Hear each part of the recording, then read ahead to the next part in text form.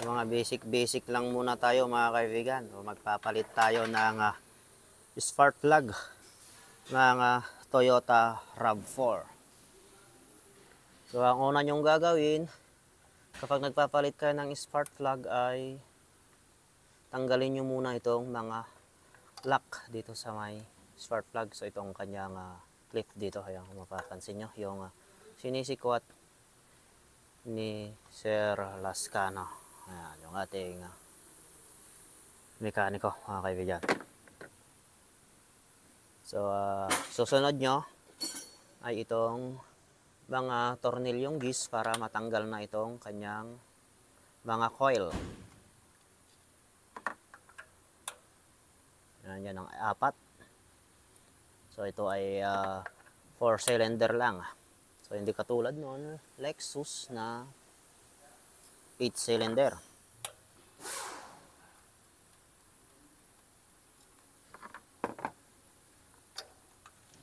Ayan, medyo pihit nyo konti para madaling tanggalin. Ayan.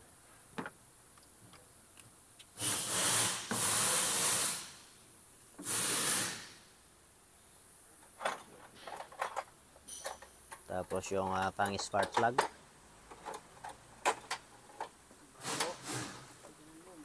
Yung mga bago niya. Ito yung mahaba, no? Yung 11 na 20 ba to? 1611. So 1611 na kaibigan. Hindi maklaro. Ganito tong video ko ngayon. Yan. 1611. So katulad yung ito, yung luma.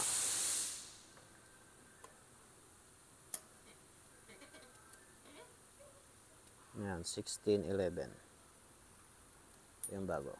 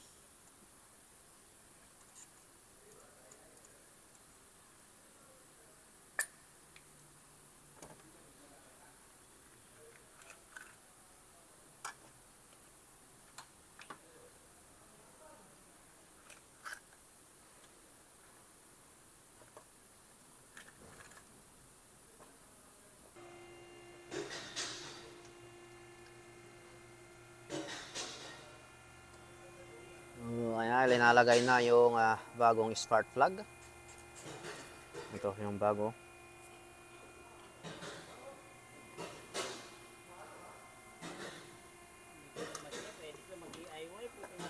Kung may tool sa bahay, pwede mo mag-DIY.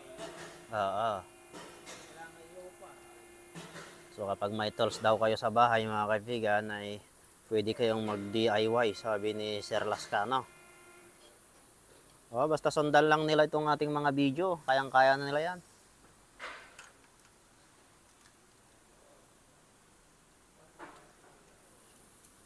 Yung mga pagpapalit ng automatic transmission oil, yan. Meron tayong mga video niyan. Mga Toyota Camry, Yaris, mga Vios, meron tayo niyan. Mga pare-parehas lang mga kaibigan yung kanyang proseso sa pagpapalit ng automatic transmission fluid. So depende na lang kung dipstick yung sayo, meron din kami niyan video kung paano ang tamang pagsukat ng ating langis sa transmissions kapag may dipstick at saka yung walang dipstick. Meron tayong video mga kaibigan. So i-visit nyo lang yung aking YouTube channel. So Toyota Doctor 08 mga kaibigan.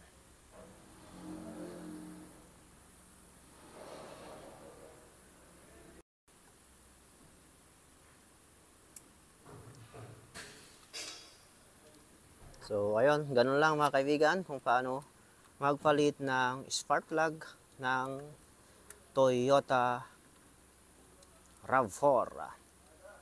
Ayan, tapos na naman tayo sa isa nating gawa. So, hihigpitan na lang ni Sir Lascano yan at ilalagay itong cover. Yan, yung cover niya at tapos na naman tayo. So, okay. Yun lang mga kaibigan. At kung nagustuhan mo itong aking video ay please paki-like and subscribe na lang. Okay? Thank you mga kaibigan.